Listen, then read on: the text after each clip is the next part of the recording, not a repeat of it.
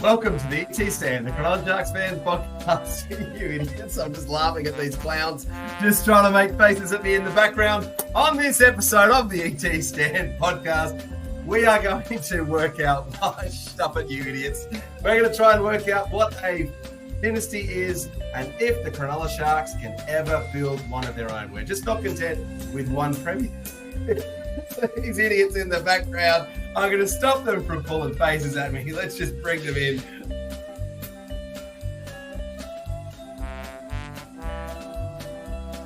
That is Boldo's Tears. Chris Kelly, who would you move? Where do we start? I'm glad Boldo didn't grow up in Egypt times because that's a terrible looking pyramid. It would have fallen over and collapsed by now. And given that he just Googled the squad and put Matt Ikevalu in the bottom and he hasn't been there since half of last year, a pyramid would have fallen. He's still on the page. The pyramid would have fallen over. You would have been missing a foundation piece and it's fallen over. Oh, Maloney is still... intercept, away goes James Maloney! They're kicking him home, the Sharks fans! Maloney is there! Healy! It's Healy! And gone! On his departure day! Mitch Healy gets a try, the crowd have gone absolutely bereft. In amongst all of that, Lats had an awesome story about how awesome this Finau guy was, and then Boldo concludes it with like, yeah, Finucane, how good is he? And everyone's like, I don't even know who Finau is. I just assumed that Finau was the same guy as Finucane. Is that a different person? I didn't know that. Who the hell's Finau? Wow. This is how flawed the tears are. He doesn't even know half the team. Boldo. This is where the tears bit comes into it. I'm listening to the card going, did my stream just like skip 30 seconds or something? Like, no, it was just Boldo just playing along. But anyway. Peachy, great ball to Campbell. He's away. Campbell to the 30-metre line. Now, Colin Best heading for the corner. Gets it back on the inside. Graham, they're over. Nick Graham has scored. 4 minutes into the game. And it's away. Here they are. Pryor. Can he get it there? Yes, he can. Matt Pryor, an unlikely first try scorer for the Sharks.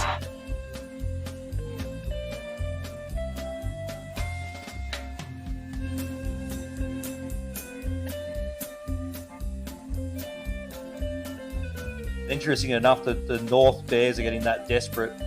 They're talking about having a Pacific Bears team so they can sort of engulf those Pacific nations and sort of get that ball rolling where they think they can sort of, take on the Cook Islands and the Samoans and the Tongas and sort of make it their team. So PNG's to go for me.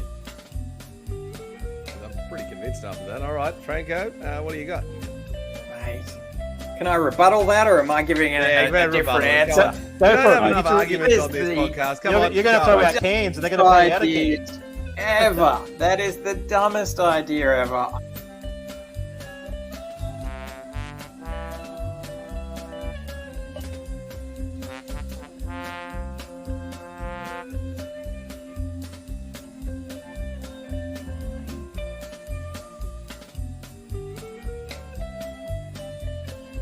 Townsend now calling the shots with Johnson off. They will go. Gallen, field goal. Paul Gallen, field goal. That is amazing. That is ridiculous.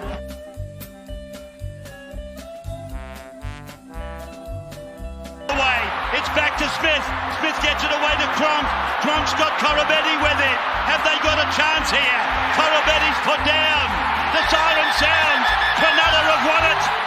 Cronulla have won it. 14 to 12. You can turn the light out now. For over 50 years, people have come to see the Sharks play. Talent, skill, speed, intelligence. elite level athleticism. That's not these guys. Biased, one-eyed, opinionated, more often wrong than right. They make up for their complete lack of talent with pure dribble, gibberish, and enthusiasm. This is the ET Stand Podcast.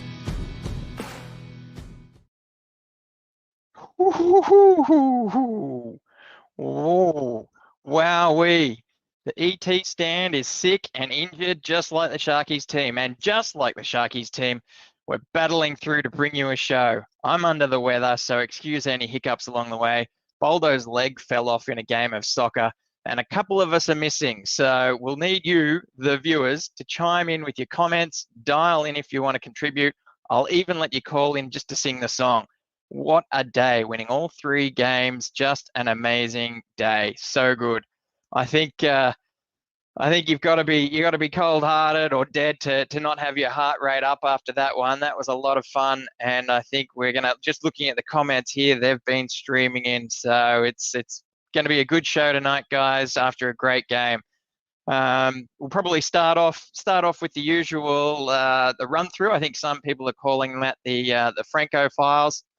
I don't think I've agreed to that, but it is what it is for now, and I'm not in a position to argue right now. So we'll do that.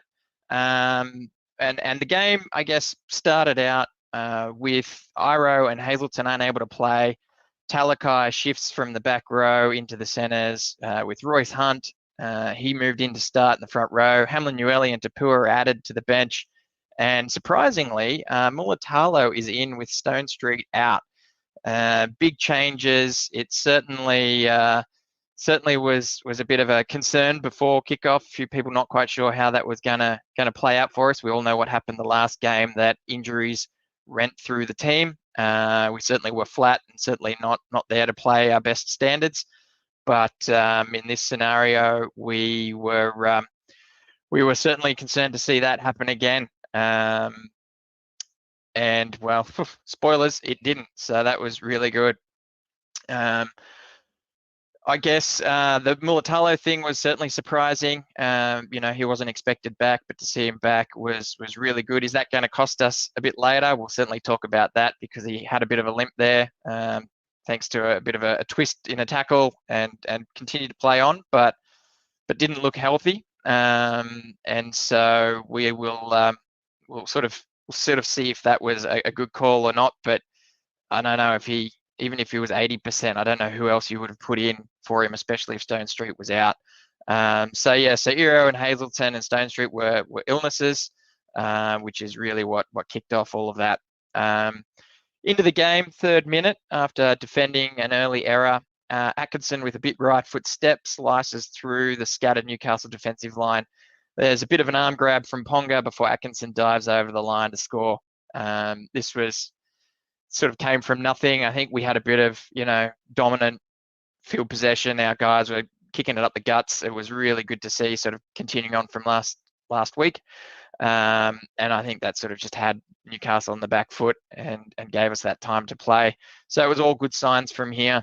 In the 8th minute, after a penalty, after plenty of late offloads, Atkinson gets a deep ball with fast approaching defence. He dabs in a little grubber through that has 3 chasers and himself chasing through. The ball sitting up nicely for Nikora, who dives over to score. At this stage, Atkinson's on fire, doing really well. He puts that through, bit of eyes up footy, and the really pleasurable thing to see there was so many chasers coming through to try and claim that one. Good try. In the 21st minute, Gamble puts up a bomb with Atkinson failing to claim, thanks to a Knights disruptor or a knockback. Which one that is, it's up to the ref and the narrative at the time, I guess. Ramian, in the act of regathering the ball off the bounce, has it stolen or knocked on into him, again, depending on the ref and the narrative at the time. Sees Pierce Paul pushing over past Kennedy and Katoa, getting the ball down just on the try line next to the posts. Video ref clears all of that, and it's a try. So I guess you could say I put the mocker in the Franko files on Atkinson because he just sort of dropped the ball there, which led to that try. bit scrappy. Like I said, I think that one could have gone either way. But if I was wearing my Sharks goggles and it was the other way around, I would have been upset if that try was taken away from us. So, maybe we'd be discussing this a little bit differently if we had lost the game. But as it stands, we'll go with that. 10 minutes out from half time after a line break and the defensive line not quite set. The Knights swing it through the hands, which has Mazu getting around Katoa, who did turn inwards. He's able to improve the position for an easy conversion. Probably could have stayed out on his man there, Katoa. I think Ramian gave him a bit of a blast for doing so. It was a bit of a shame to see, but we weren't quite set there, so I'm not surprised that happened. 5 seconds to go in the first half. The last play of the game, Crossland flops on Ramian and is slow to release, getting 10 in the bin for his troubles. Atkinson misses the penalty kick from out wide, unable to level the scores, with the boys going in at the break 2 points down, 10 points to 12. The 45th minute and the Knights get a penalty. Ponga is able to take the full 10 minutes that someone's in the bin to kick the two. Plenty of tricks came out to waste time. The blatant one was moving the kicking tee in front of the posts, continually creeping it inwards. I'm not angry at him much, it's great game awareness, but gee, I'm upset at the ref for letting him get away for it for so long. It was kind of certainly hair-pulling moments, and if I had something to throw, that might have ended up in the TV. It was pretty frustrating, but gee, yeah, all to Ponga for getting away for it. If you can, do it, I say. In the 49th minute, in what can only be described as a nothing play, we see Gagai step inside Talakai. It's missed by Brayley and drags Kennedy over the line for a try. There might be ammunition here for the Iro-Talakai debate, and I think Talakai should have got him. However, the defensive line sort of fell apart further infield and left them a bit exposed there. Probably have a bit of a chat, I'm sure, throughout the show on that one, and probably further through the week and on our Tuesday show. But yeah, that was a bit of a miscommunication infield, I feel, that sort of got that happening, which was a try against us with a man down. So, not good to see when that happens. In the 63rd minute, Nikora is collected high, and we take the 2 to bring it within 6. Our fearless leader, Boldo, would have been very happy to see those 2 being taken there. Debatable, again, whether or not that was the right decision to make. But, again, we'll see what everyone else thinks. But, again, we won the game, so can't say it was the wrong call. But, again, always funny, especially after the amount of defence the Knights had done at that stage. 8 minutes to go, and off the back of a couple of set restarts, we swing it left to the old faithful couple with Talakai getting some space, and with his soft, silky hands, gets it out to Mulatalo, who gets it down literally centimetres from the sideline with his elbow just barely off the ground when it happens. This is certainly one of those point of the ball moments, and I wouldn't have been upset to hear the commentator mention that. So it was certainly a moment, but another moment, Atkinson hits the goal from the sideline to take us into Golden Point. Just a cracker. Now we will talk about blockers in a bit. However, shot for shot, we see Atkinson hit the field goal in the 84th minute to win us the game. Sharkies taking the win, 19 points to 18, with Atkinson kicking 3 from 5. Plus 1 field goal. Certainly a roller coaster of a match. Certainly one that had us, the family, high-fiving, going crazy. The chats were going ballistic. I can't imagine what that was like at the ground. Anyone who was there at the ground, let us know, because that would have been awesome. And I think just capped off what was a great day at Shark Park. And hey, let's extend it. Great week, great couple of weeks now after that Titans match. Now, I have seen someone pop in, a little bit of a surprise, which is very welcome. Let's add him, bring him in here. CK, one of the greats. Hey, buddy, how are you? Good, mate, yourself? Very well, thanks, very well. I couldn't Where have leave you you. found yourself? I couldn't leave you hanging by yourself. I was just like, Franko, myself. I've got to get in there, help out the team, do some heavy lifting, take it from the front. Let's go. Very good. I like to hear it, man. I like to hear it. Why don't you hit us with some thoughts of the game? You've got never in doubt as your tag. Were you never in doubt, or did some doubt creep in?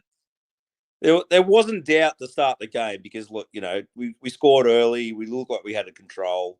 And then somehow the Knights just wrestled it back. And I don't know how they did it.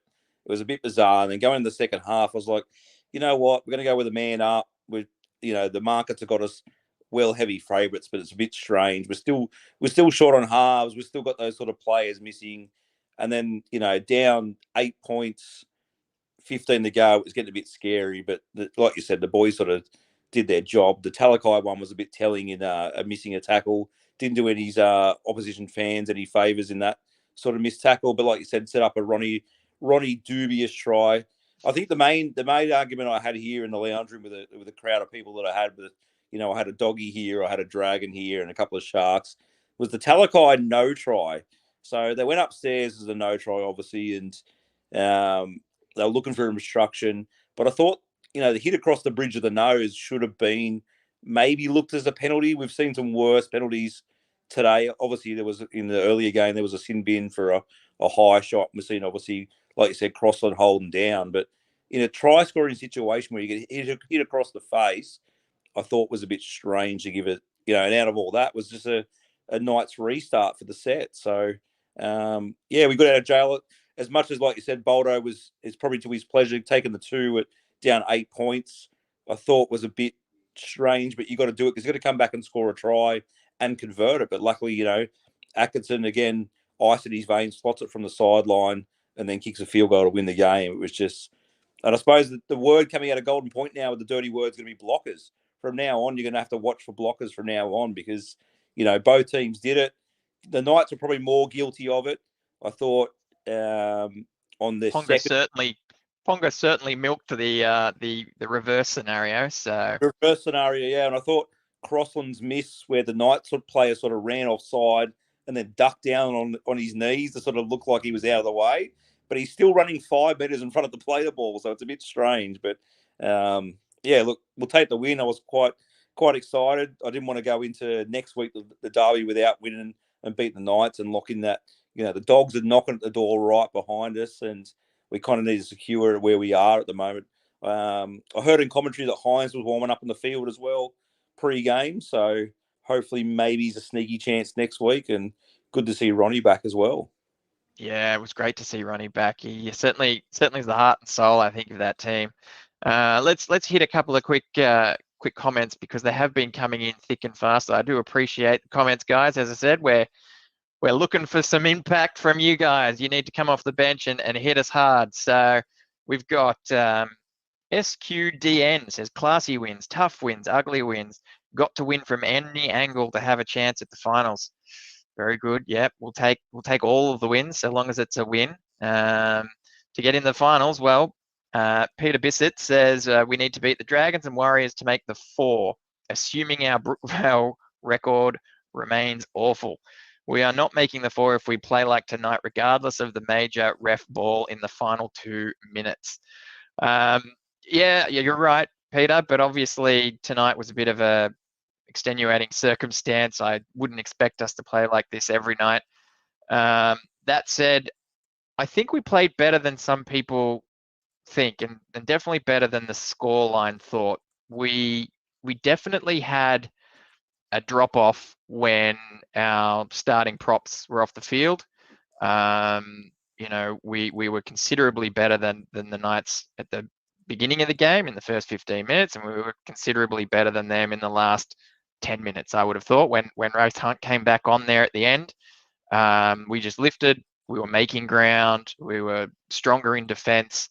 So I think we just it was just one of those ones that really tested the depth of the Sharks. We had a few players that, hopefully all things going well in a fit and healthy team, probably aren't there in a finals match. And we don't play the way we did there. So, but you're right. I'm worried, along with many Sharks fans, about our Brookie record, and I hope it doesn't come down to that game to determine whether or not we're in or out of the 4. Craig here, he says it was a spare parts team with Burns, Beryl, Atkinson. Good win under the circumstances with lots of players to come back. So, yeah, echoing sort of what I've just said there. Sorry, Craig, I didn't read ahead, mate, but I didn't steal your comment, but you were on the same page there. Good stuff. Nathan Hunt, he says his heart has come down to a normal level. Ugly win, but he'll take it. It wasn't the prettiest of wins, that's for sure. Boldo off his deathbed says, gutsy win that will help the development of the squad and especially Atkinson. Crash plays looked unorganised. Yeah, they sure did. I've got something to say about those crash plays. It certainly didn't help in terms of not having, two dedicated halves there. But I feel that a lot of those crash plays came from a bit of hero ball. They're everyone wanting to score, everyone thinking they can save the game, everyone thinking they can win it for us with only needing 6 points and one converted try to bring us back into it. There was a lot of one out hit ups. There was a lot of I don't like to single him out because he's certainly been a warrior for us this season, but I think McInnes, and technically he was playing 7, but there was a lot of questionable moments from him inside the red zone that I felt he could have either dished the ball off or got out of the way. There was a little bit of again, someone else I don't want to bag, but a little bit of gallon ball there. Just get out of the way, get out of the way. Let someone else have a go. But again, he's there. He's the heart. He's putting his body on the line. So all good. Oh, look at this. Here we go. You're the number one anyway, Franklin. Thank you, Benjamin Turner. I appreciate that, buddy. All good, mate.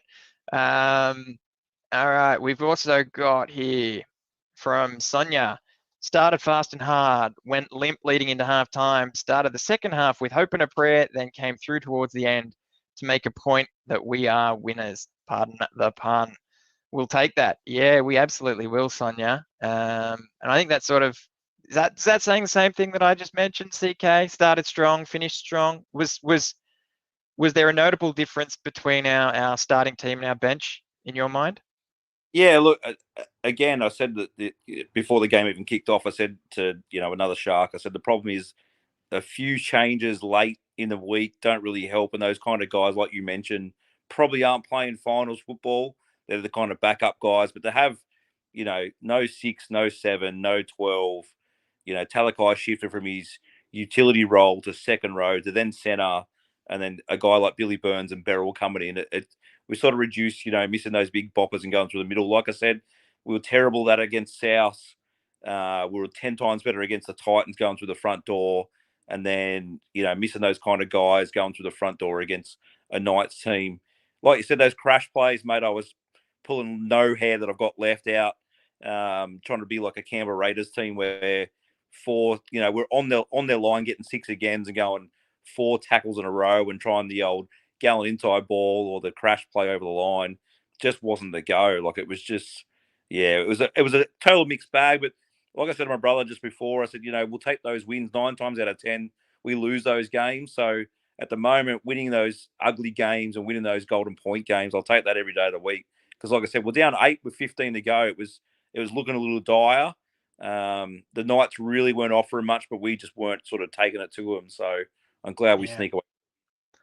It's certainly worth mentioning there, CK. Our record with Golden Point isn't the best to begin with, but everyone talking about us needing to win finals matches. Our 2 big heartbreakers in the last 2 years were Golden Point field goal shootouts, basically. Yeah. So good to get a bit of practice in how to compose ourselves and how to get into position and kick that over the line. Sonia's got another comment here, which I think was off the back of my question earlier. She said, phenomenal field in the ET stand for the winning point. So that's good to hear. You were going to say, mate? Damn it. I know. Pretty upset I'm not there. Would have been a cracker for sure. Glenn here, he says that we missed Trindle and Iro. We certainly missed a lot of players, I feel. I reckon Trindle would have taken advantage of that breeze and got us a few 40-20s. I do think he's a bit of a 40-20 specialist, and I don't think the other teams have cottoned onto it. And I think as he gets a bit more ownership of maybe kicking duties, he'll do just that. Scooter69 says the Knights kept us in it in the last 15 minutes.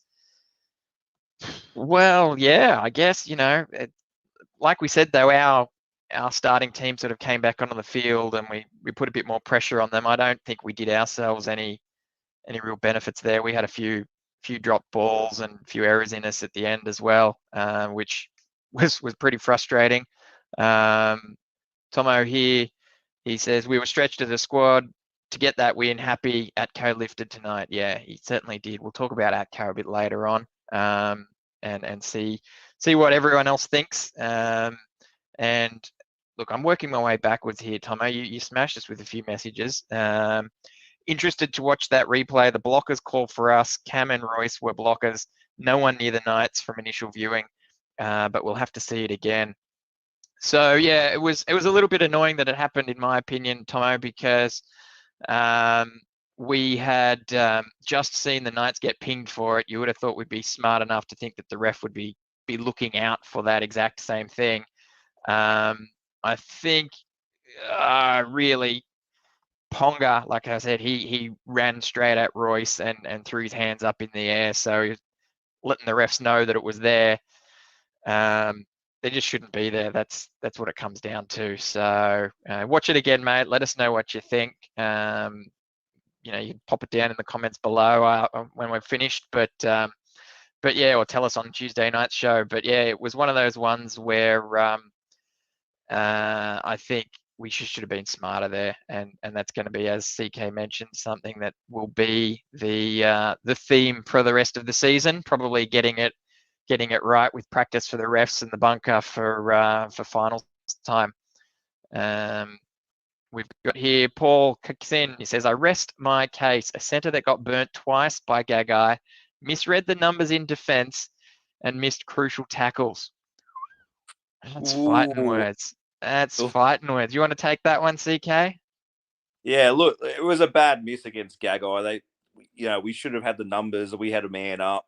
I will say Brayley was playing 7 and inside Talakai, so it was a bit of a weird combination, but a one-on-one miss was pretty terrible. But then again, Talakai, as we're seeing, does the other stuff on the other end of the football. So it's one of those things like, we're missing Hero. Who else do you want to put out there?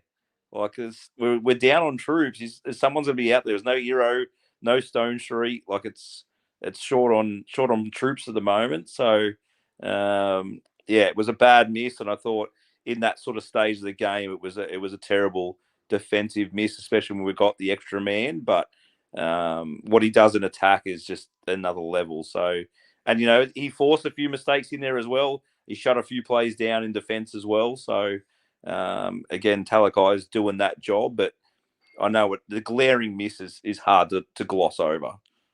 It's very, very hard to defend. Like I said in the wrap, I think that sort of fell apart inside with Burns and Brayley.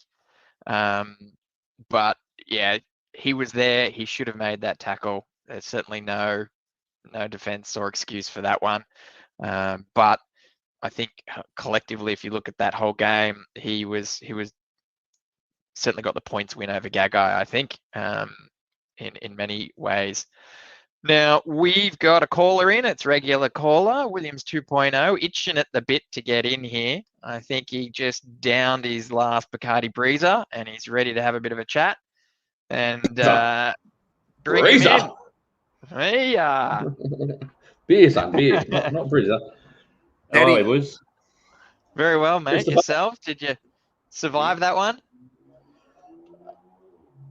Where do I go? Am I happy for the win? Yes. Don't start making excuses for the performances that we got this guy out. Do Penrith care when their Origin players are out? Do they? Winning teams don't care. You just put the guys on the field, you get it done. Okay, yeah, we got it done, and thanks to the Iceman Atkinson, he's cool under pressure. I'll give him that. But that whole second half was diabolical. Like, we looked lost in attack. Yes, okay, we haven't got our halfback. So who's going to step up? And they all just wanted to keep going, one out. Where in the first 10 minutes, you got guys offloading. Oregon, I think, was fantastic that first half. He was offloading every time he got the ball. I think, who else started with him? Oregon and Toby. Toby was, again, very strong. And as I think Franko mentioned earlier, when they went off, we lost a lot going forward. You could give Newcastle credit because I think Ponga stepped up and had his moments, and therefore started getting on top. I think Frizzell had one of his best games of the season. But we can't make excuses for who was out there, who wasn't out there. You put your 17 on the park and you let them go. See what happens. Because I guarantee you, Cleary's out for the next month. They're not going to make excuses about winning or losing, or just winning or just losing. Look, I think you're right. Mate. But the reason why Penrith don't make excuses for having players out is because they keep winning. If they were losing, they'd probably be making excuses. And I don't hear any of us making excuses, but we certainly know we can play better than this. And I reckon Penrith would say the same, that they would play better if they had their full strength team. So I don't understand why we went away. You saw the game last week. It was pretty much as close to a full 80 minutes as we have ever been. With Nico out, with Trindle out, with you can name the players. And we went away with that. We started playing that little one-touch footy, offload here, offload there. Just go back to that. You know that Atkinson, while he's a very good half, and I reckon he should partner whoever, Nico or Trindle. He's very cool under pressure. You got McGuinness and you've got Blake Brayley playing halves. You're not going to get all this dynamic attacking football. So what are we doing? Second half, when we had 6 or 7 sets, Newcastle, we ever commented before saying Newcastle pretty much won us that game. It was very correct. They kept dropping the ball. If they had a good, decent halfback, they would have won us. If they had even a half decent, like a Toby Sexton, they would have won that game, kicking the ball and making sure everyone's in their right places. But yeah, that whole second half, we were clueless until I think Kennedy threw that cutout ball to Talakai, and we got it down within millimeters. Absolutely clueless. Like, it was hard to watch, but you just know that Cronulla turn up in the second half, and they'll get something done in the second half if it's a close game. It's been like that since for this whole season. We have a bad first half, 8 or 9 errors, I think it was, and we come back. We start strong. One of my concerns is why are we leaving Royce until like about 9 minutes to go to come back on? He's been off for including half time, for about 50 minutes. I'm pretty sure he's well rested. Get him back on and make a difference earlier. Because Atkinson could have used someone that just goes straight instead of going sideway to sideway. We were trying to I think Jesse and Talakai going forward were our best players, easily, consistently. But you need that forward just to go bang, straight. Yeah, I think you hit the nail on the head there, 2.0, in terms of why we didn't follow last week's game plan. I just don't think our bench had that same punch that last week did, right? We didn't have the muscle to just keep pushing them on the back foot. I don't think we needed that same punch. Each game is different. We needed someone just to come on and control the middle. I think their bench forwards came through the middle far too easily. Whereas last week we knew we were on top. We were going try for try. Like we're killing them at half time. But this time we started fast. We kind of pulled back a little bit. I think everyone, maybe the bug's gone through the camp. I don't know, because they looked a little bit fatigued after about 20 minutes. And Toby was almost spewing on the sideline when he came off. So maybe they were all a bit sick. So, you give them a pass, mate. But my concern is this. We go down to Wynn Stadium or Cogra or wherever we're going next week. With that, we're getting pumped. And you don't want to get pumped and get them into the finals. I mean, something would be, you'd love just to knock that smile off Flano's face, wouldn't you? After some of the comments he's come out with. So, big week for the boys. I know we should have a couple of boys back next week. I think Tricky was close this week. Teague should be back maybe. Tommy should be back. So we'll see what happens. But that second half today was, I said last week was the best game I've seen in 3 or 4 years. That second half was probably one of the worst second halves until the try that I've seen in the last 3 or 4 years. You've got there Atkinson, the Iceman. You mentioned how cool he is under pressure. I sort of feel like he went a little bit missing there for about 20 minutes in that second half. And that's, he's only about a handful of games in terms of running a game. So that's certainly not surprising that it's going to happen in and out of games. And he certainly stand up to the plate when he needed to. But I feel that might have been the reason as well, where we started getting those individual players sort of trying to win it for us off the back of nothing, instead of structuring and getting set plays ready or directing the team around.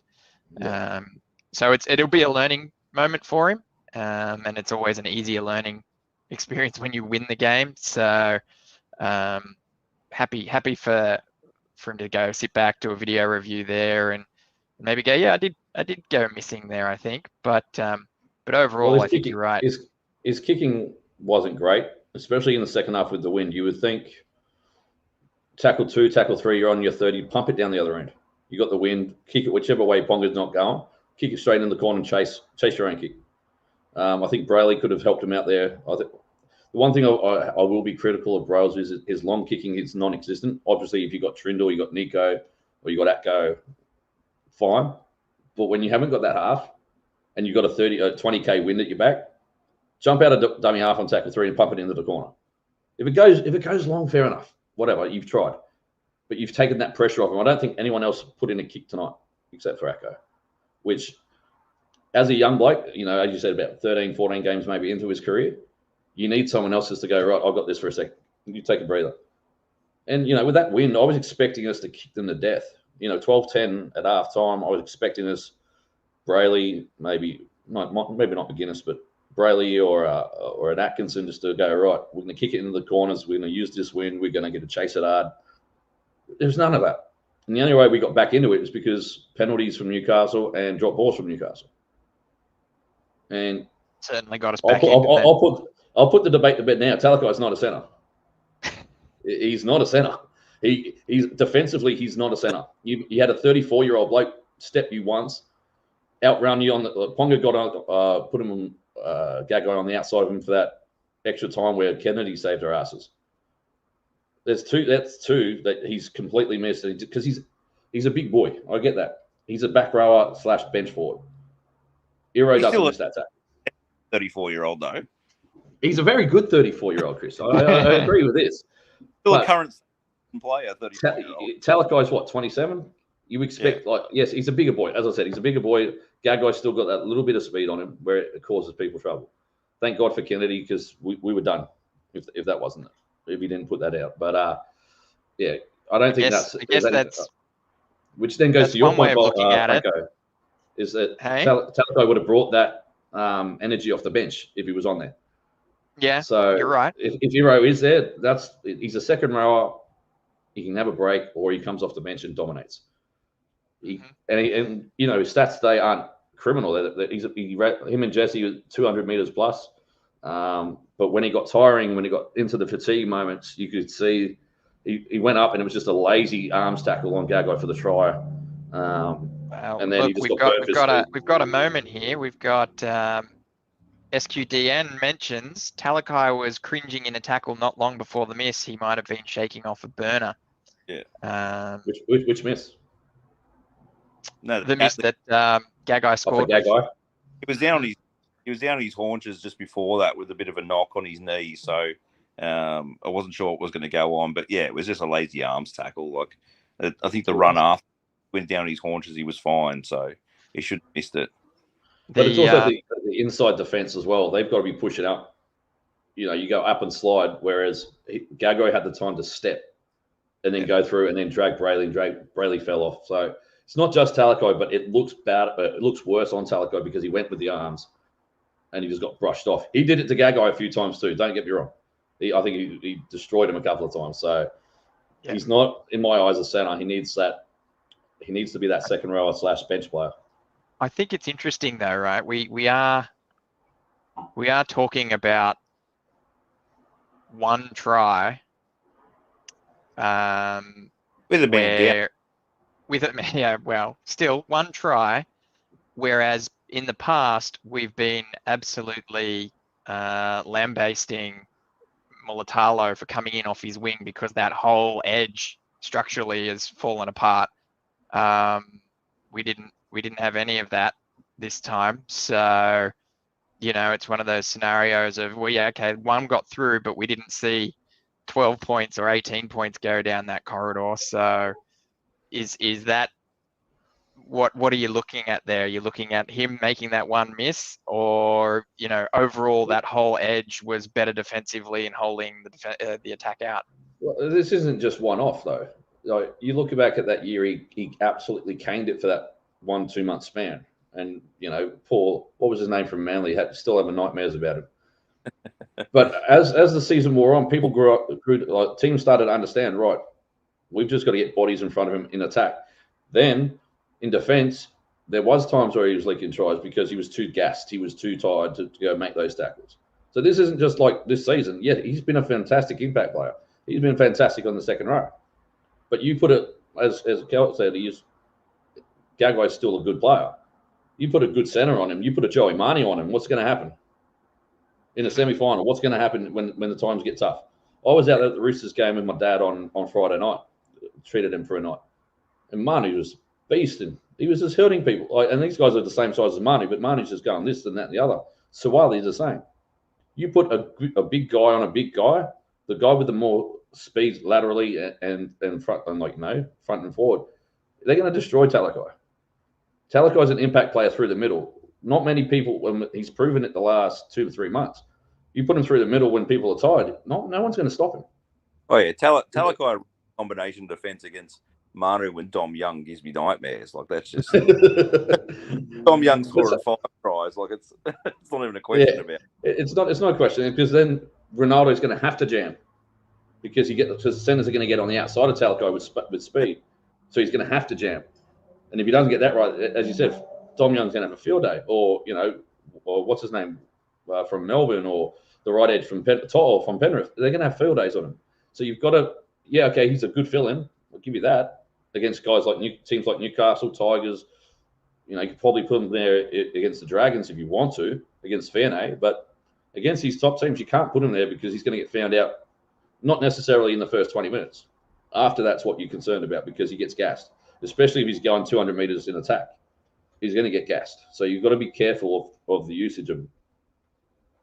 I will say one thing in terms of whether or not he has the stamina, because I tend to agree. I don't think he has the stamina. But the first couple of weeks after a pre-season of getting ready for that position, I don't think he let the team down in that role. And then after sort of transitioning to bench role, back rower, he certainly doesn't seem to have that same 80-minute stamina that he had at the beginning of the season. Right. So and got to agree with you there. He's obviously doing, I think he's doing a different, obviously he's doing a different training regime. He's doing different weights. He's doing heavier squats or whatever to get that fire off the first step. You can't do that as a center. You got to control your speed. You got to control your weight. You got to control everything else. So, and it's not a dig at Talakai. I think he's our best player. If he doesn't win the Paul Gallen medal, it's going to be him or Royce Hunt this year. I think those two have been fantastic, and I probably got Talakai in front because he's been so dynamic in different positions. So it's not a dig at Talakai. It's just that we've seen him at center. We were calling for a change, and now because he's been so dynamic, we want to put him back there. You can't do that. Right, we've got Iro, who's a fantastic defensive center. Yes, he doesn't offer that brilliance in attack. We got other attacking weapons when we're fully healthy. I think Liam comes in agreement here. He says, tonight I understood the value of Kale Iro as a player. Our left side defense was woeful. So I'm not sure it was woeful, Liam, but there were certainly moments there where I think many a Sharks fan looked at Talakai and thought, I think Iro might have made that tackle. I was hoping with this game to have it come out either way, whereas Talakai just has an absolute blinder or a shocker, and it just puts the debate to bed. It's in the But middle. Unfortunately, I don't think that happened. Unfortunately, I think he was good and bad. I think, like William said, though, like it's a godsend we're playing the Knights. Like the Knights aren't known to go a lot of attack down that side. They like the opposite side of the field where you got your Marzu and your Ponga like sort of drift across that way. But if you're playing a team, like you said, like the Roosters, where that's their bread and butter is go to, Teddy out wide to Manu to Dom Young, we're in a bit of Barney rubble. So go the other way, and it's Sawali and Tupou as well. So, it's criminal. At least Penrith play down that side. At least they go that sort of, that Luai sort of tucker on the opposite side. So just depends who we match up. But yeah, if that was the way, if the ladder sort of stays or moves around, and we might face a Bulldogs team, you're sort of looking at Crichton and Carraz. So Bulldogs don't scare me. Yeah. Bulldogs don't scare me. Yeah. If we're full strength, we'll beat the Bulldogs, because you look at how other teams are defending them. We've proven this year at least that left side is non-existent against us. Yeah. Especially Jesse getting up in Bronson's face, mate. Bronson shits himself. Yeah. So it's not. It's more. And kick out. I think Nico destroyed him 2 games defending. Like he never did anything except for one little try where I think it was a rebound kick or something like that.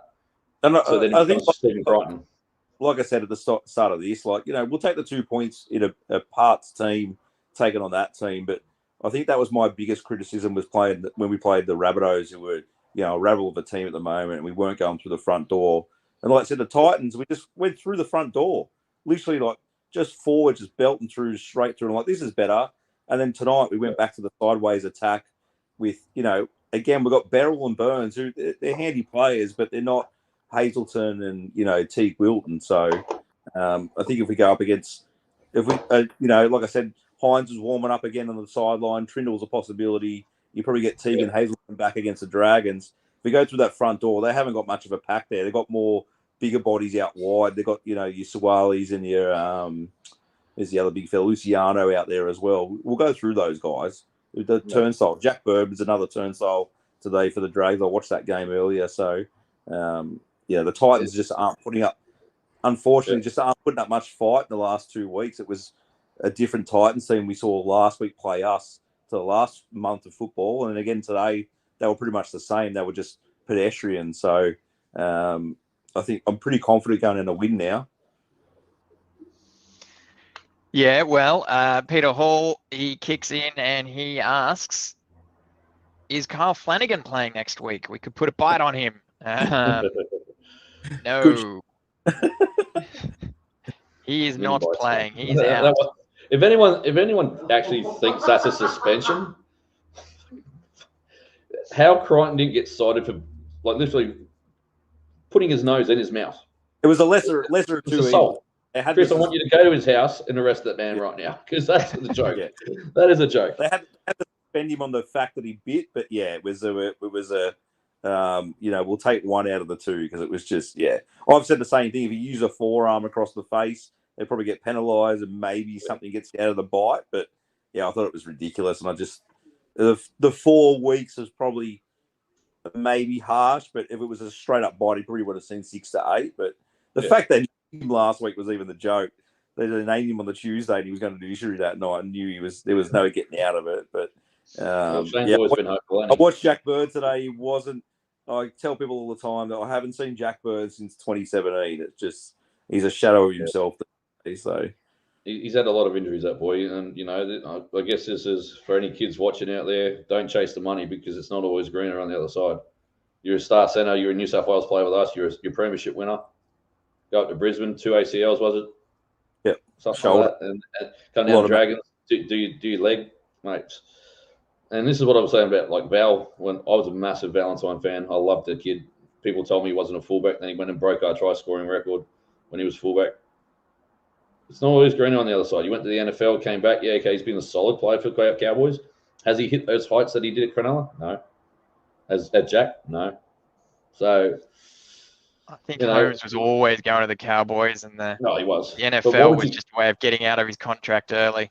100%. But why would you go to a team that didn't want you when you were 17? Was his girlfriend, wasn't it? Who turned him into the? The other way. Who turned him into that superstar? Like, it is what it is. Like that's past and present, So, but you were saying before, CK, that the forwards and all that, we didn't go through the front door. Kafusi had 172 meters. Talakai had 212. Rudolph had 130. Jack Williams had 120. I think it was after a certain time that you could see that energy just drop. Yeah. Reminded me of my son last week. He had his athletics carnival, but battled chest infection. So he was doing the 100 and he was winning after 40, then just gone. He was dusted. So maybe there's a bit more to this bug that we know, because you saw that first 10 minutes, we were killing them. It was another Titans game again. Mm-hmm. And then we just plateaued and you can't let, as much as I was about to, I had my notes in my head. I was going to say Kalen Ponga can join the David Fafita fraud train. And then he threw a cutout pass and he scored. So I was like, okay, well, we won't mention that. But you can't give it to as you said there, Williams, Peter backs you up, says we won the game in the first 20 running into a gale and leading by 10. Yeah. So it was certainly a good start from us. Obviously, we're getting a little bit of a reputation for starting slowly, but this game wasn't one of those games. Yeah, we were. Williams said that we just dropped off after that first 20. I agree. I thought it was going to be a Titans game. We come from down the road, just finished watching the Dragons game, and come up and turn on the game, and Atkinson has stepped over, and I was like, oh, this could be anything. Nikora goes in next, and here we go. The game's on, and all of a sudden we just stopped. It was bizarre. Well, we mentioned it earlier, CK. So we'll let Williams have a go at answering this question before we get his 3-2-1s. How do you think we utilised our bench tonight? It was interesting, but you don't have that Royce, you don't have that Talakai, you don't have that kind of barnstorm to come on. Ueli tried, but I think at that start we started dropping off a lot. So I think I think Kennedy dropped it the first bomb he took, which he needs to learn how to contest under pressure a lot earlier. It's like he wasn't ready for it. And I knew the wind may have played a part, but I think he played over 100 games now. Mate, you'd be taking that every day of the week, like in your sleep, closed eyes, behind the back, everything. It's not a hard bomb. It was just an end over end bomb. You've got to be taking them. And for the next 10 minutes, we were sweet. For 15 minutes, we defended our line. Jesse picked it up, gave it to Nikora. We were on out to the races, but I think Billy Burns was the standout off the bench tonight. I thought he played very well. He linked a lot of play. There's a couple of those passes. You watch it back again. He actually he didn't stop the play, whereas other players would just go straight back in. He just flicked it out the back to a Kennedy or whoever was overlapping. I thought, who else was there? Hamlin Ueli tried. Didn't really have much of an impact, in my opinion. Tuku, what a man mountain. If we can get 60 minutes out of him a week, him and Adam, that would be phenomenal. But we saw an extra 5 minutes out of him over his usual 11, so that was nice. Creep those numbers up. Improvement is everything here, Franko. But we see what happens when we don't have a Talakai or Kafusi off the bench. Now, fortunately for us, we got a bloke by the name of Adam Fanua Blake coming next year, and one of them is going to be on the bench. You're not going to start all three of those boys. And I think it would be the perfect opportunity to have Royce on the bench coming on for an add-in when he's tired. Who's going to stop them two? You can't start them, and you've obviously got what's his name, Tommy Hazleton coming back, who's also a very good bench player. Toby's started stepping up the last 3 or 4 weeks. Kafusi, as I said, probably one of his higher run meters per game tonight, 172, which is great. So you've got a lot to look forward to. But as I said, the performance after 20 minutes was, until about the 70th minute, was pretty average. A lot of drop balls, a lot of missed tackles, and all that. So I think, yeah, it's positive because we got the win. I think Sharks last year get the loss. Blockers on the other end. Someone mentioned blockers before. I think we were extremely lucky to get the win, the one that Atkinson kicked, because I think Billy Burns was in front of him too. That's technically a blocker if someone's in front. Now, yes, okay, someone said, oh, why was the first one for us disallowed? Just because the Newcastle players didn't have to go around him. There's 2 guys still standing in front of him. There's no reason to be. There's no reason to be that. No reason to be there. What they're trying to do, right? You're a good field goal kicker. Take it when there's 3 or 4 guys in your face. Figure it out. Like that's what they're trying to do. So I didn't mind the blocking penalties because I was yelling and going off my head, and then I found out there was a penalty against the blockers, and I was like, actually, that's pretty cool because they did it and we did it, so it's consistency.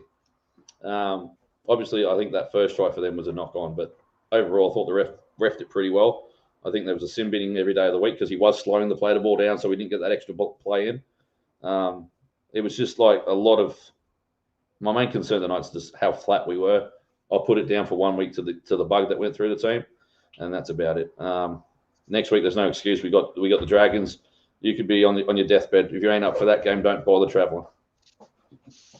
Well, Liam kicks in. He says, Kennedy single-handedly saved us 2 to 3 tries. His defense was outstanding. And you know what, Williams?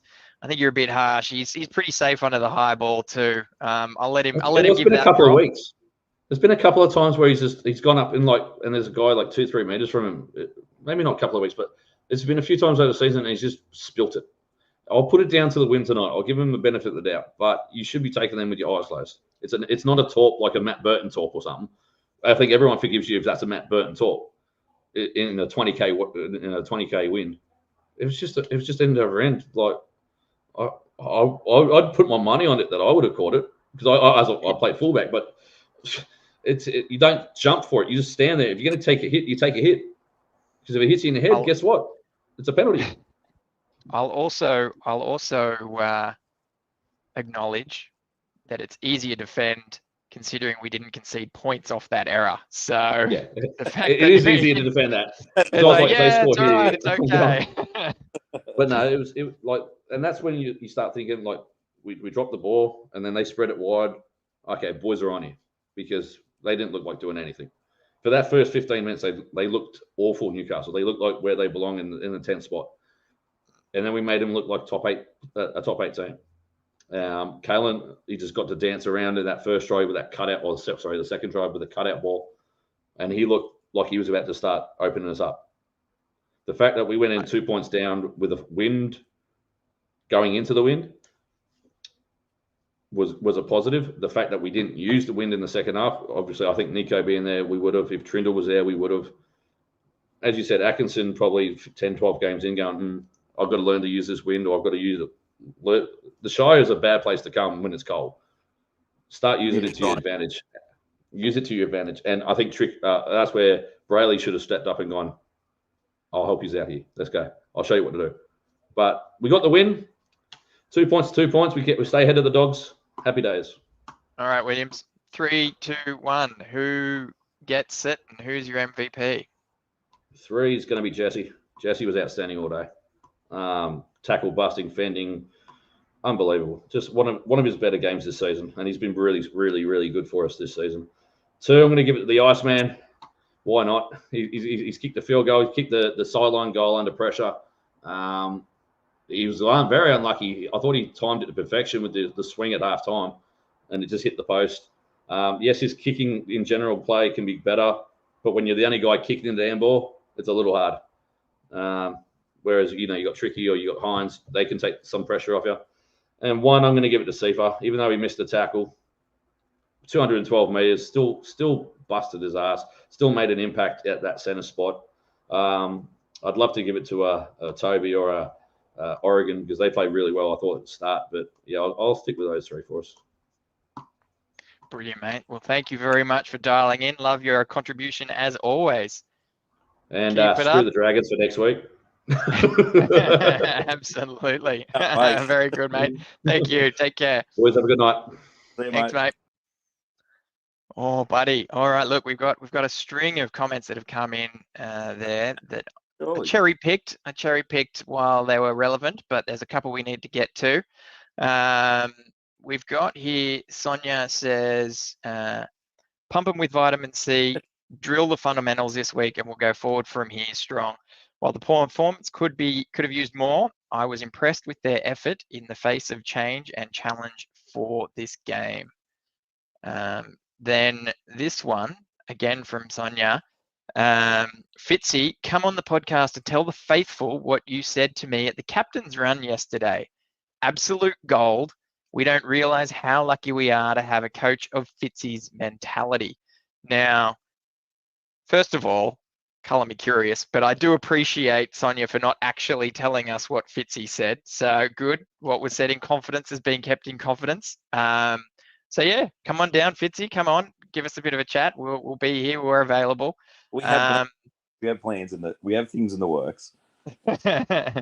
And but also, yeah, I think that I'm not sure if she's talking about Fitzy or SJD. So for those unaware, we've got a regular commenter, SJD, who has sort of earned himself the reputation as Fitzy in disguise. But yeah, I think Fitzy's doing well. He's kicked a few goals the last few weeks. So let's see how he goes for wrap out the season and then takes into the finals. We've got where was this one here? There was a bit of a back and forth between some commenters about our defence, and Liam says this is one of our better defensive games that I've seen from Newcastle. Handled us pretty well. So yeah, I don't think you're wrong there, Liam. A bit of that was maybe on us as well. I think we mentioned that in that second half we seemed a little bit rudderless, and we probably could have thrown a bit more at them. But it's good and the bad, I suppose. We will learn from that one, and we'll do our learnings while winning. Bit of laziness, but I watched the broadcast through Channel 9, and the young guy that was marking up against Nakora made plenty of legs tackles where we should have gone down that corridor and probably set up a couple more tries. So I will give them props. But yeah, again, we'll harp on it a bit more. But that first 10 we were really good. The last 10 were really good in goal and point. We sort of rolled a lot, but I wish we sort of did that for 80 minutes. We should have put a score on that team. Yeah. Vincent kicks in. He says, a big fan, guys. Up, Cronulla. Yep. Good work, Vincent. Thank you very much, mate. Appreciate that. I did have a thought about Peter's previous comment that Williams answered about how do we think we utilised our bench tonight. It's probably worth mentioning, and another talking point is that we did lose Beryl. He was only available for 10 minutes. He hyperextension of the elbow. Didn't get to contribute as much as he would have liked, and he probably, as we saw in the Titans match, would have been a bit more of that link man in that second half. I think he was there doing a lot of that work that McInnes sort of took over in this match, and I think that may have been a bit of a differentiator between the two games. But yeah, he was only on the field for about 10 minutes and a couple of hit-ups, and was probably missed in terms of that bench rotation and the energy of the team. But again, we've talked about we've got a really strong depth, but if having Beryl, we've literally got three hookers out there. We've got McInnes, Brayley, Beryl. Like Beryl's asked to go out there and play a completely different role. So is McInnes. So is Brayley. So again, like I said, I'll take the 2 points in that game every day of the week. Like it's, there's two bench players you're probably not selected most of the times, and Beryl's asked to play an unfamiliar role and go out there and just fill a bit part.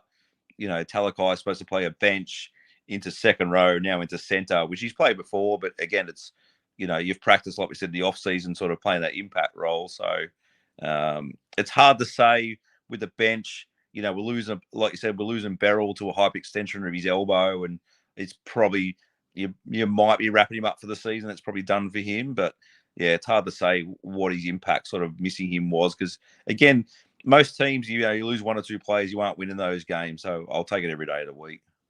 Yeah, for sure. It was a good win. No denying it, and I don't think anyone is saying it was a dominant win. But at the same time, we're also not really making any excuses for what we saw on the field. So good position for us to be in. Got a question for you, CK, and the fans listening. Yeah. The time's running out. Katoa gets hit after a fast play, 5 meters out from the try line, stays down for the penalty.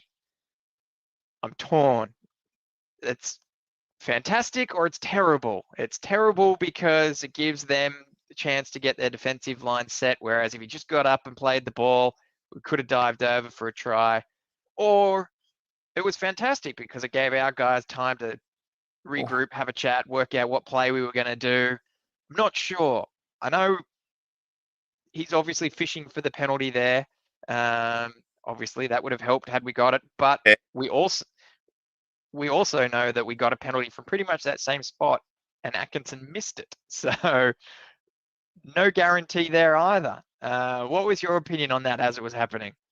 Yeah, look, I had a group sitting here with me watching the game, and I'm of the opinion now, after watching every single game and every single week, like I said, I thought I had a deep-seated argument about the Talakai no penalty when he scored a try. He got hit across the bridge of the nose, and we've seen a lot less. I think the one where we had a no reason to run on the last, Nakora ran towards the post and got clipped over the top of the shoulder, and we got a penalty out of that. Was a bit dodgy for us to kick the 2 and sort of take it to a 6-point game. Katoa got hit in the head and by a well-known player in Jack Hetherington, so you probably should have been a penalty. It was probably the harder hit out of the 3 you've mentioned. But, me watching all the games now, I'm a big component of, stay down, mate. Boldo says it, Rick, stay down. You might as well look for the bunker to see what they say. But again, I wasn't confident of Atkinson kicking from that spot. I just would have taken, a penalty and gone from there. It gives us an extra set of tackles. And then my brother-in-law, he's a staunch Shark supporter. He was like, no, get up and play the ball, go on, play on. So, look, there's so many different schools of thought. I wouldn't have taken the 2 from that spot, but it might have won us the game. Who knows? But all we're asking for is consistency. That's all we keep talking about. It's consistency. Like I said, Talakai got hit across the nose. Katoa gets hit across the nose. But we get a penalty from in front from Nakora getting hit across the top of the shoulders, which didn't contact with the head. It's just bizarre. It looked ugly. Yeah, it looked ugly, but you watch it on a replay and he sort of seatbelted him across the top of the shoulder and the neck. And those other ones are contact fully on the face. So, I don't know. It's just bizarre. We saw one on the big blockbuster on Thursday with Afa Solomona hit his own teammate and sort of made contact with the shoulder to the face and got 10 minutes. But then Mitch Kenny hit someone across the nose, nothing on report, and now is gone for 2 weeks. So it's just we're just in bizarre land. I saw earlier in the game, as I mentioned before, I watched DeBellin hit a player off the ball, but it was pretty much spot on as the bloke offloaded it, and he got 10 minutes in the bin. It's just bizarre. I can't work it out anymore. So if I'm Katoa, I'm sort of checking my nose and maybe. And then the ref said, play on. And to his credit, he stood up and played on. So we'll see what comes out of this space. But yeah, bizarre. Yeah, absolutely. The Rudolph head knock, which didn't seem to be a head knock. I was looking closely. I couldn't see where contact was made, but he did seem to have a bit of a stumble when he got up. So I don't know if that was, what was going on there, or if that was, as we were alluding to earlier, part of that illness just sort of winded or. Yeah, it was a bizarre one. Again, watching the replays, I was trying to find if there was a little crusher in there or a little touch around there, but maybe just it was one of those stingers. I don't think he was looking for a penalty in that case. So, he got up and played on. I don't think he was looking to milk something. So, it might be just one of those stingers where he got caught in a weird position and sort of play on. It's just there's some strange things going on in rugby league these days with players going on in tackles and sort of laying around and sort of hanging on and looking for the ref. And like I said, I brought it up a couple of weeks ago with the South one where we lost Stone Street and Ramian. I thought Ramian would go for a HIA as well. When he got knocked when he dropped the ball, I thought maybe he's had a couple of he's had 2 out of the last 3 weeks he's gone off for HIA, so maybe he's pushing the envelope there. But like I said, I brought it up with the South game where Jai Gray stayed down and didn't go off for a HIA, and we lost Ramian and Stone Street to a HIA. So, I think it's just an absolute lottery at the moment, and we'll see what happens going to these finals. It seems like the refs are, like I said, there was one today. I think there was one in the Dolphins game where Kafusi ended up with 3 times on report and didn't actually go off for a sin bin. Yeah, I'm sort of seeing what the referees want to do in these last couple of weeks. Where there's other games you see, a couple of players going for 10. That's just I'd like to see going back. It's mainly came out of the argument of fans saying, well, our player got knocked and we didn't get an advantage out of it, and the next couple of opponents get the suspension. But I think sin bin should be reserved for players where you actually hit them, knock them out maybe, or send them for a HIA, and then you get a 10 minutes instead of these little off the ball ones or things like that, just where they're innocuous knocks. Just let the judiciary sort it out. Let's go back to that way. Yeah, I think so. Absolutely. Talking about this, McInnes pinged on report for a raised arm while carrying the ball. Just a fine and move on, you reckon? Yeah, just a fine and move on. It was interesting seeing. I don't know. Did you watch 9 or Fox, Franko? What were you? I was watching Fox. My tradition is watch Fox, record 9, so I can fast forward the ads. Well, Brad Fittler tried to catch McInnes at half time, and he was having a chat to the referee, and he said, "What were you whinging about?" And he said, "Oh, just a few unnoticed high shots." So, yeah, I think it's just a fine for McInnes. I don't think he's in any danger of missing any time. Yeah, fair enough. I did see your mate Graham Annesley coming out and talking about teams bringing players off for HIA, trying to cop a free interchange. So I wonder if that's going to change the landscape any. I know as fans, we've certainly screamed at the TV or at the ref. It seems to happen a fair bit. Someone's clutching at a shoulder or something, and the trainer taps the head and off they go for HIA. It's like, hang on a sec. So maybe that's... Ainsley, this goes down along the lines of your mental health. Prove it. Yeah, you're going to say a player hasn't got a concussion and he's willing to go for 15 minutes and go for an assessment. Go ahead and prove to some clubs doing the wrong thing. There's loopholes left, right, and centre. We know this. You've created these loopholes. It's like all of a sudden the last couple of weeks they've brought up the play the ball and the way and I saw Bill Harrigan on the Channel 9 today saying he wants to see plant the ball, roll the ball. I thought our challenge was very unsuccessful in. I thought we didn't get to our feet and play the ball, but I thought it was the Crossland was lying in the ball, and his hand then at the last second moved across. And I know Williams brought it up with Pierce Paul scoring a try. That could have easily called it a double knock on a scrum to Newcastle. I thought it was bizarre that they just cleared the clearance because Ramian actually juggled the ball and then it hit a Knights player and then he took possession of it, but there was a bit of a fumble in between and he was probably short as well. So, just I think that's the thing with league and that's what fans get upset about. It's just we've got that many slow-mos and that many close-up cameras and we still just sort of they're a bit 50-50. And again, I haven't sat here in a while. It'll be interesting to see at Wynn Stadium because I'm going to go with a mixed crowd and probably more Dragons fans at Wynn Stadium. I was sitting with a Sharks, Dragon, Bulldog today and, all argued over different sort of circumstances of the two games on a Sunday. It'd be interesting to see because it's just, different thoughts. Yeah, it's.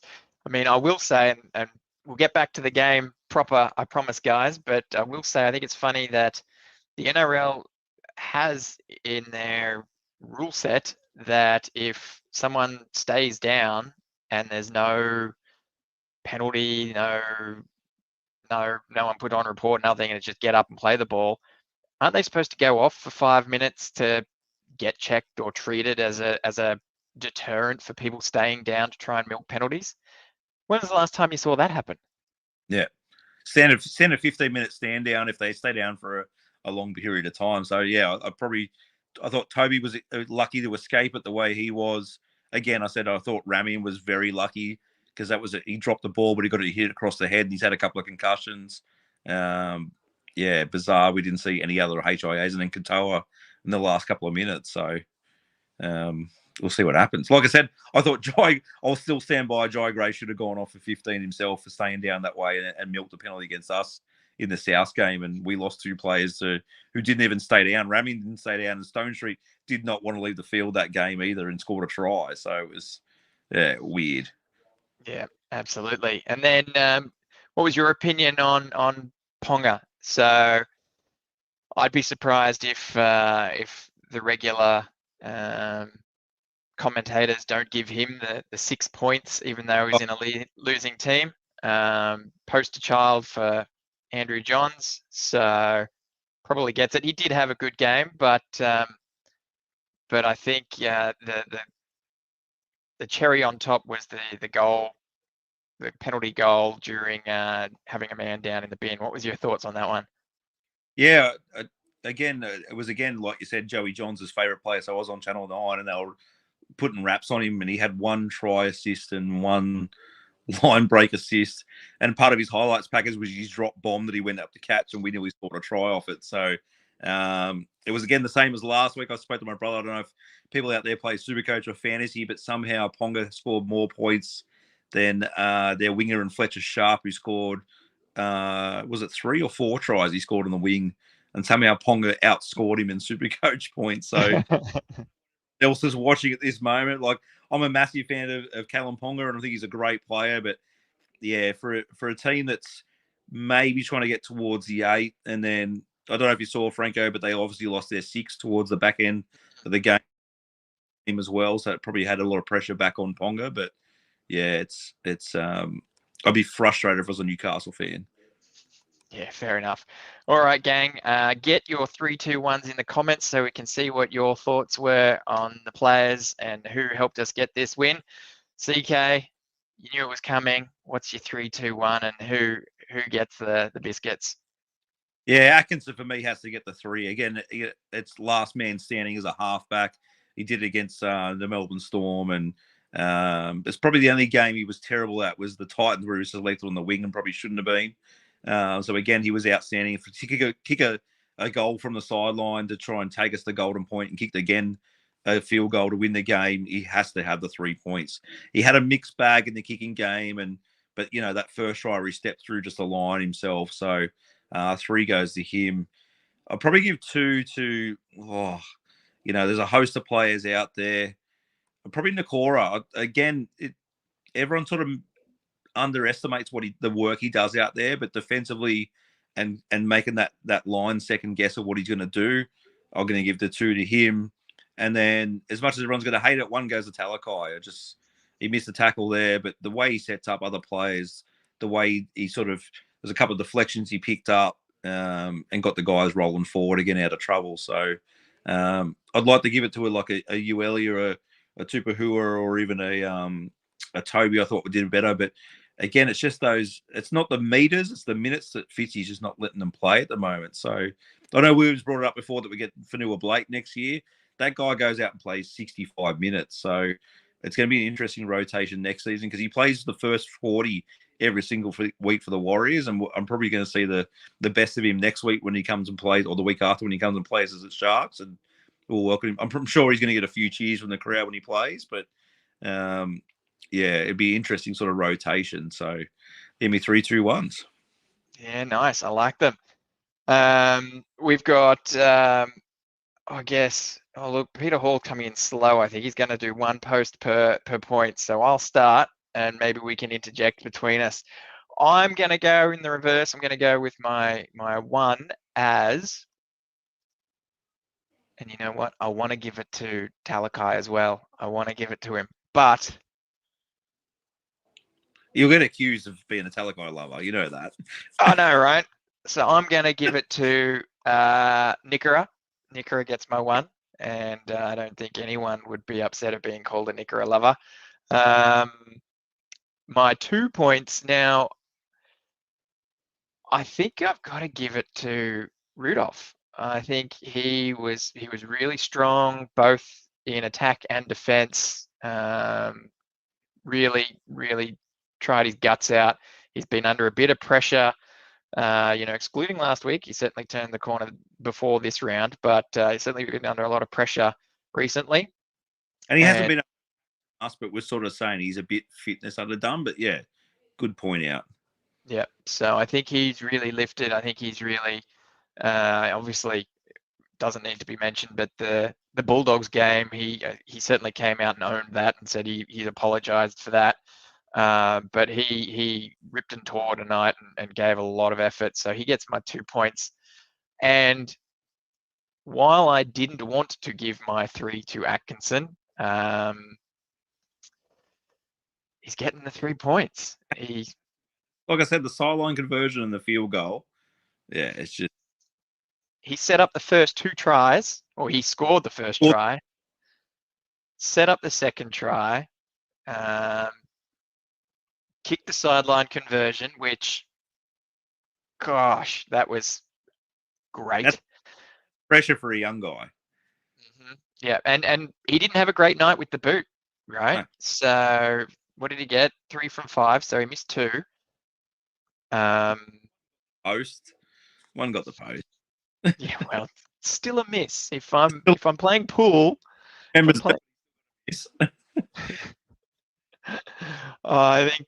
think yeah. So we'll and then the field goal, right? So not only did he do it once with the blockers, he then backed up and did it again. We've seen what happens to the best of them in Golden Point in setting up and kicking field goal. He did it for us against Melbourne, and he's done it again tonight. So, he's certainly on a good strike rate there for Golden Points and Sharkies. So he gets the 3 points for me for sure. I don't know if we're going to make it a subject, this guys, on Tuesday. And I know we've talked about teams and we want to talk about final teams. But the $1 million question, and I discuss it full time, is where does he fit the rest of the season? Because I think Trindle, Trindle's a hamstring. He's been named an extended bench, but, it's a couple of week injury you don't want to mess with. Like I said, Hines is warming up. But what do we do with those 3 guys? Because 3 doesn't go into 2. So what's your $1 million solution to that? Well, the other problem is we're all loving this power bench, right? And a power bench does not have room for a small utility. It is going to be big. I think I have mentioned this in the past, and 18th. That's being semi the pants. Yeah. I feel as though you want a bit of stability leading into finals, and I know it's a silly thing to say because as soon as one of either Trindle or Hines is healthy, you're putting them in, right? I just think that's going to happen. Unfortunately, it could happen with a week to go before the finals. I'd rather a bit more time for them to ease into the team. We've seen, people have spoken about Kennedy when he came in cold basically for that Cowboys game. You want a guys to at least have a couple of games under their belt, get that rhythm going again. But I just think Atkinson misses out, and I think he goes to the Jets because you need him fit, so he's got to be running. He can't be a bench player, although maybe you flog him at training. But who knows? Maybe we do want a utility, and with a healthy team, maybe he's still on the bench. What's your solution? You threw it up in the air. Take that hand grenade back, thanks. Yeah, I'll take the hand grenade back as I love throwing him out there. Look, yeah, I think Trindle with the hamstrings probably still a couple of weeks off. It looks like Hines is either next week or the week after, so it's probably pairing with Atkinson. I could see a world where we have Talakai and Atkinson on the bench, but if we want to go, it depends who we're playing, and it seems to be the blueprint of teams having a lot of forwards on the bench. I could see him being 18th man. If you think in the semi-final, they're pretty brutal. We saw the last couple of years against the Cows and the Roosters where, sort of both teams got decimated due to injury or, foul play. You could see a world where Atkinson, or imagine him getting integrated as an 18th player. Like you get a foul play and a HIA to Hines or Trindle, and Atkinson's the 18th man that gets activated. Like it's a pretty good send out there. So that's probably my thought at the moment. It's unfortunate because he's such a great player. It's almost feeling like the Connor Tracy situation all over again, where you want him out there, but he's not good enough to replace those guys, but he's not bad enough that you drop him. So and I think it's one of those things we'll clarify as well. Not good enough? Question mark in some fans' minds. Certainly doesn't have the reputation that the others have. Yeah. Good enough. Look, again, Melbourne, Roosters, again today, the Knights completely, wins those games for us. But yeah, you don't want to dump him, but are you guys actually going to take him over Hines and Trindle is the big question. So I think while it's just, again, we keep talking about throughout the season, the depth is great. We've probably lost players at the right time going into the finals, and we're still squeaking out wins and going to get those guys back on deck. So instead of the opposite way, where a few teams might be losing some guys, it looks like Cleary's out for a couple of weeks to at least the finals. We spoke about the Dragons. Not that he's much of a miss, but the six there is out for the next couple of weeks as well. So I'd like to see those guys get injected back, and we'll take a run and see what happens. Brilliant. All right, we've got a couple of votes from the crowd. We've got Peter Hall. He says 3 Ramian over the course of a full game. Well played.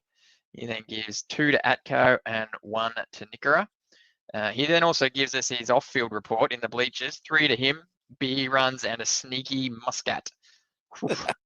Ooh, it was cold enough for a muscat. I'll give it that. Scooter 69 kicks in with 3 to Ramian, 2 to Nickera, and 1 to Atkinson. And look at this. Australia's is 3 to Ramian, 2 to Kafusi, and 1 to Atkinson. Ramian getting all the love from those 3 gentlemen. And I think he had a good game, but he didn't feature in my points. I don't know. It just didn't stand out for me. I'll give you one tip. The only reason Ramian didn't get in there because in gamble responsibly, the young fella Zach asked to put a bet on. He wanted Atkinson anytime, and he went over first. And somehow I talked him into a 2-leg multi, and he had Atkinson Ramian. So he would have been going into a Monday cheering with a bit of cash in his pocket. But well, he did do 225 meters. Oh, he was yeah, he was in everything. There's no denying that. I wish Franko and I there. I'm sure Scooter got his shirt off at the end of at full time when Atkinson kicked that field goal. So I bet. When I don't get the home games, it's Scooter going mental down on the front of the fence. So I'm sure it came off at full time. Oh, it would have been ballistic. I think you hear of some games that are just a level above in the crowd and the atmosphere and the hype. We had 3 games today. We won in flags. The girls held on in NRLW.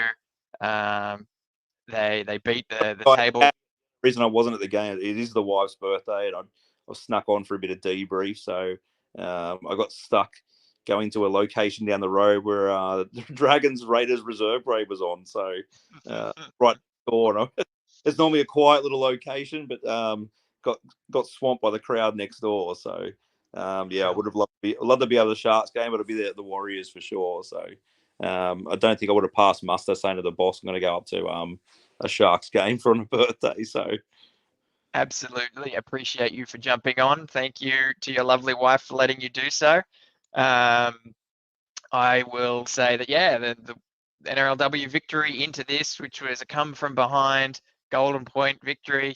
That crowd should have been pumping. The place should have been jumping. Real sad opportunity that wasn't a leagues club for everyone to migrate into. But wowee, what a day that is for Sharks fans. Now, Scooter 69 kicks in and he says it was a bit cold. Please, I've seen you in the depth of winter take that shirt off, mate. I've seen it. Well, then the next excuse is that the wife was there and he's been put on notice. I have seen that as well. So, finally, in your Atkinson scenario, SQDN kicks in. He says, "Could Atkinson play centre until Iro is back and Talakai back on the bench?" Well, I don't think there's going to be an overlap there.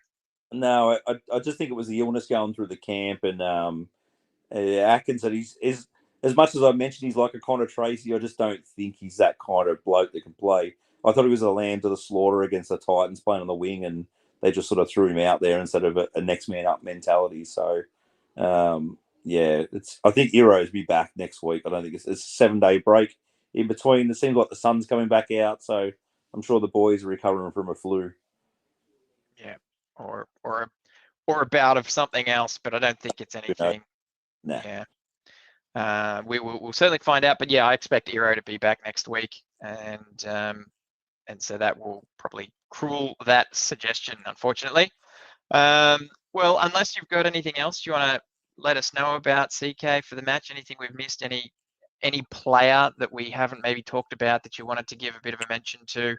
I know we really haven't given Oregon any chat. He had a pretty barnstorming game as well.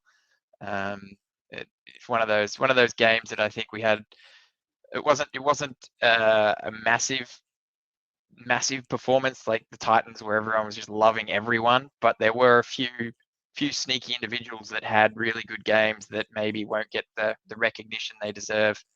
And I was surprised that, we did talk about Blake's role in the 7, sort of that floating dummy half role. Surprised he didn't put any kicks in. So 0 kicks. We know he's got a boot. When that wind behind us, we know Williams 2.0 kind of mentioned someone coming out of dummy half and kicking. Brayley should have been that one, just that point of difference. I would have liked to have seen him give it a go. But other than that, that's probably me rounding it out. So yeah, like I said, I think those guys, the forwards, had a big role, and like Williams touched on the meters and things like that. But again, it was those kind of, there's that first 10, the last 10, and the last 5 of the game. We proved a different team that we probably should have won that game a little bit more comfortably and not going to Golden Point. I think Newcastle didn't really put up much, and we let them in. And then again, like everyone sort of mentioned, those last 5 or 10 minutes, they let us off the hook by just dropping the ball on their own end. So again, we'll take the 2 points 100%. It's like we said, the Dogs are knocking on the door right behind us. I sat here with a Dogs supporter, and he left a bit disappointed because they thought they're going to come, they're nipping at our heels, and they got a bit of a tougher run than we do. But, we need to win these games. I thought the market was completely wrong in regards to the Knights being that far outsiders. But, again, we'll take the 2 points. Absolutely, we will. Well, with that in mind, we will. Oh, here we go. One more. Get us one last one from Scooter sneaks in, giving Crossland the get in the bin serve with the police and security protecting the players, and he sprays me with his water bottle. Yeah, but you take them every day of the week. That's good fun. That's good banter. Love it. I could picture that happening too. So can I. It's either you or Boldo down there running down there and giving him a serve anyway. So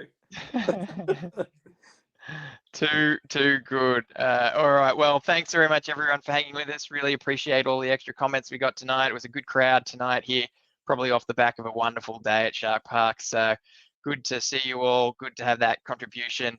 We're gonna have our regular Tuesday night show, hopefully with a full complement of team members.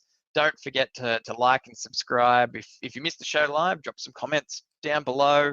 Let us know your thoughts on the Sharkies, how we went, what you thought about that game. We'll certainly endeavour to tell all your other fans, everyone you sit with, tell everyone else about us. All your mates of the show, spread the love. We've got an Instagram, don't we, Kelly? Yeah. We've got an Instagram that I get out there. I just, we want to connect with more Sharks fans. We want to make this open forum instead of us just talking and giving our thoughts. We like to have your guys' thoughts more than us. So we like to have the Instagram handle, mate. Just the ET Stand podcast, same thing. We've got a few followers on there. We try and put up all our socials as well, and we mostly share most of the Shark stuff as well as the other guys do as well. So we try and spread the love as well. But yeah, the more fans you let know, the more people will jump on, the wider discussion we can have, and we're all just here to enjoy it together. Absolutely. Brilliant shout out. Well, thank you very much, guys. We do appreciate you guys being here, watching us, listening to us. We are on Spotify too. It's worth mentioning. You can follow us there, rate us there. The ratings on Spotify really do help. No comments there, unfortunately, but you can come here on a debrief episode and let us know that you're a Spotify listener if you want.